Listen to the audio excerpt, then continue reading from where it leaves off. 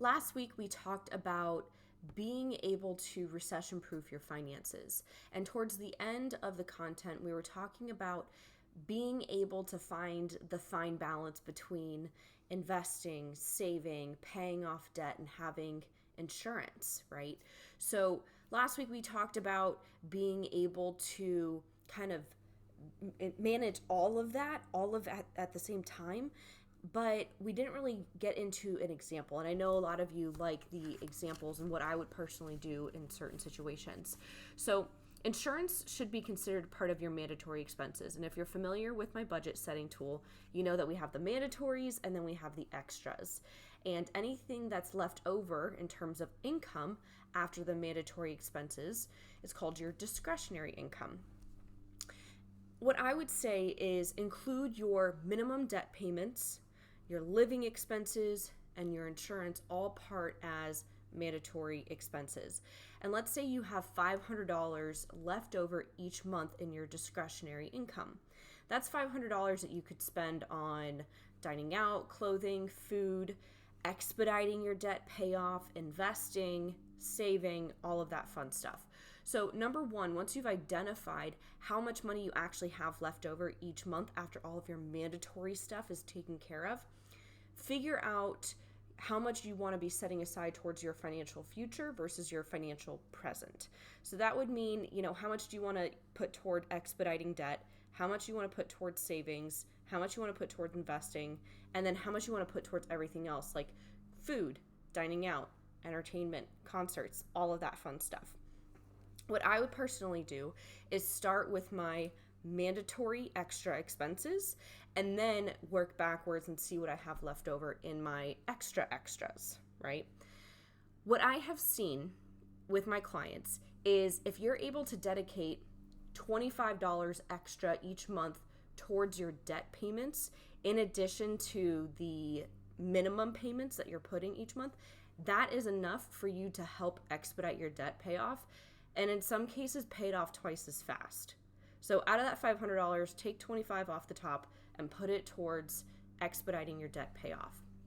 The next thing I would do is once you've established how much of an emergency fund you would like to have set aside, let's just say 3 months, for every 1 month that you want to have set aside in savings, expect it to take you about a year to get there. All else equal, right? If there's no other factors that come up, you don't make more income, you don't have higher expenses, all of that.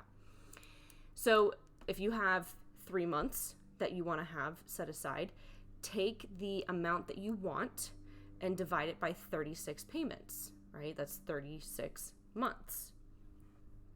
So look at that dollar amount. If you can afford that dollar amount and you're comfortable with setting that aside out of your discretionary income, great, go for it. If you can't, do a lower number. That's okay. It's just a place to get started. The point is to set aside at least something towards your emergency fund. I would say bare minimum from your discretionary income should be 10%.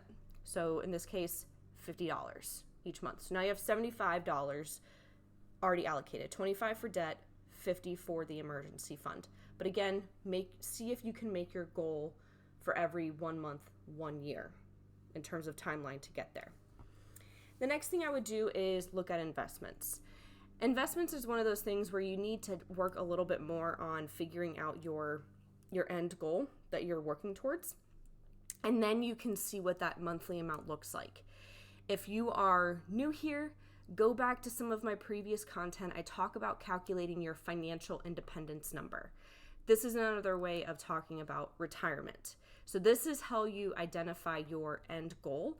And then there's some other content, videos, podcasts, worksheets that talk about how you can translate that end goal into a monthly dollar amount, including the expected interest rate that you're going to be receiving.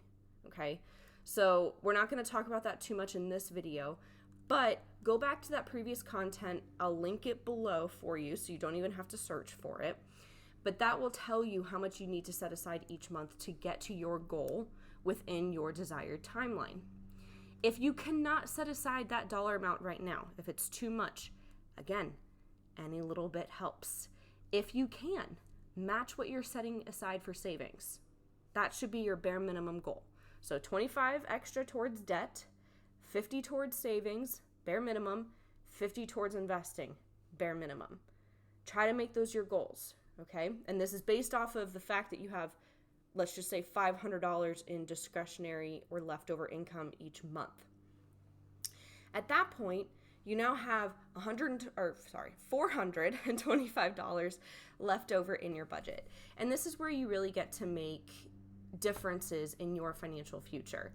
You can set aside how much you want for dining out, clothing, entertainment, vacations, all of those extra things. But as you're allocating those dollar amounts, ask yourself what is truly a priority to you, right? You want to make sure that where you're spending your money aligns with you and your goals.